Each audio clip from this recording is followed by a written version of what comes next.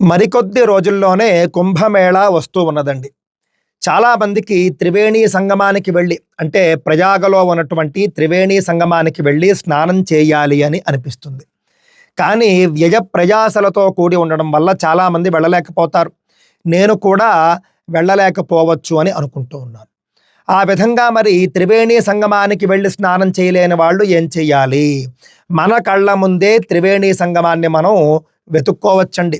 శివ మహాపురాణంలో మనం చూసుకుంటే కనుక శివనామ విభూతిశ్చ తథా రుద్రాక్ష ఏవచ ఏతత్రయం మహాపుణ్యం త్రివేణి సదృశం స్మృతం అన్నారండి.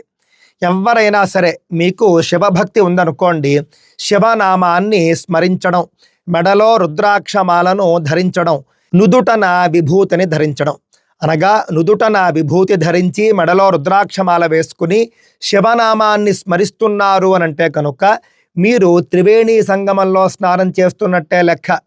పోనీ ఈ మూడు మీరు ధరించకపోయినప్పటికీ ధరించిన వాళ్లకు నమస్కారం చేసినా కూడా మీరు త్రివేణి సంగమాన్ని దర్శించినట్టు లెక్క.